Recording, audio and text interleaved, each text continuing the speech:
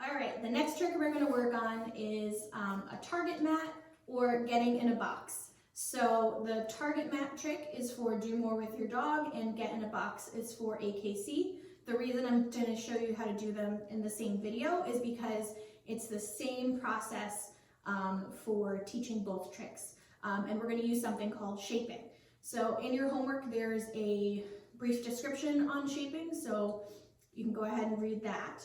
But essentially what we're going to do is reinforce every choice that Finley makes to interact with this box until he gets to the point where he's comfortable getting in it. Now, Finley is a nervous little dog, so we'll see how this goes. He might not be super, like you can see I just moved the box and he moved away from it. He's a little skeptical of this. So he might not be super willing to get in it all the way, but at least you'll get an idea of how to start teaching this trick. So, the reason I have the box in my hand and not on the ground is when we're shaping a behavior, we start teaching the dog that interacting with this thing, whatever the object is a good thing to do and will get you a reward.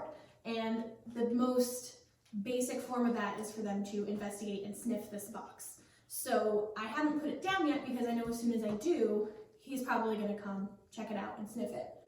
So I've got my food in my hand, I've got my clicker in this hand ready to go, and I'm going to put the box down, and as soon as he goes and he sniffs it, I'm going to start clicking and reinforcing. Now Finley's done quite a bit of shaping, so he's probably going to keep doing exactly what he's doing, which is going right back to the box and interacting with it. I'm also going to reinforce Chester for being a good boy. So the reason I'm tossing the food away from the box is because it gives him a chance to kind of reset and make another choice to come back and interact with the box again. If your dog is getting really stuck, you can put the food directly in the box to make the box kind of like a hot spot to show the dog that, hey, interacting with this thing really pays off. Like I said, Finley's done a lot of shaping. He knows how to do this game, so he's making the choice to go back to the box on his own. So I don't have to do that. If you have a dog that is new to shaping, also, I would spend quite a bit of time just reinforcing them for coming back to this box over and over. But we've spent a couple minutes now just reinforcing that. So what I'm going to do now, you can see he's consistently coming back and interacting with this box. So what I'm going to do is I'm going to wait. I'm not going to click as soon as he comes and sniffs the box anymore. I'm going to wait for him to do something else. So what I'm looking for, and this is something that he should do, because, oh boy, he's done a lot of this, is wait for him to pick up his paw. So the next step I would like him to do is to get into the box. So I'm waiting for him, oh boy, to pick up his foot or make contact with the box with his foot in any way. And yes, even though this box is plenty big enough for him to get into, and short, it's not a challenge for him to get in there. Because he's a little bit nervous, you can see he's like, he touched the box there and it moved and it made him kind of jump. So now we just do the same thing. We click and reinforce for him picking up his foot and making the next step to try to get, whoop, there you go, sorry, to try to get in the box. Okay, so I think we get the idea. So this is how you teach them to get in the box. Good boy, you wait. Is we just slowly increase our criteria from sniffing the box to pawing at the box to actually getting in it.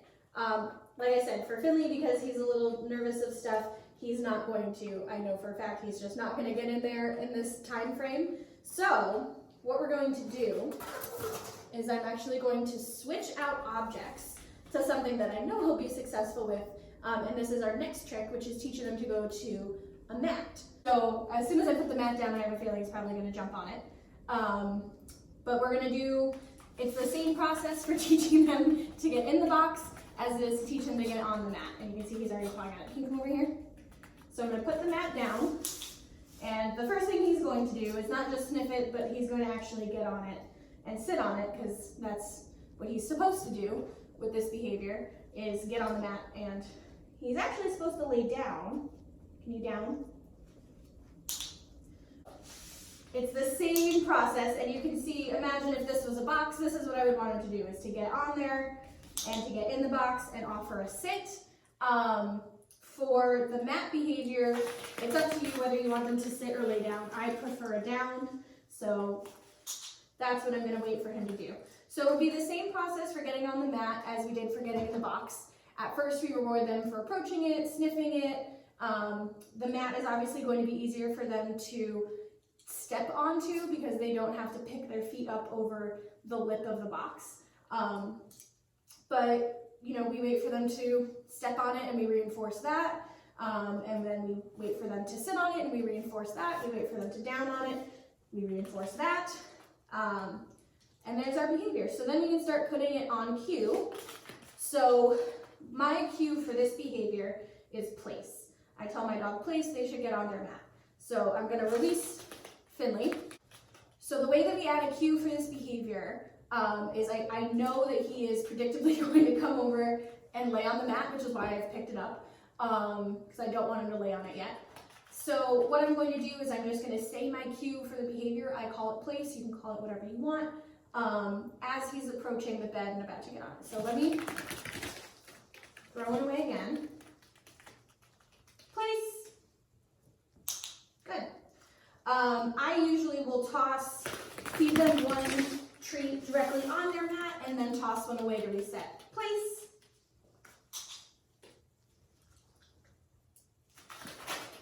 Place. That's the final behavior, and then we can just start making it harder by, for example, standing up instead of kneeling down close to him. I'm going to stand up and go a little bit farther away, and I will release him again. Place. Good. And release him again. Place.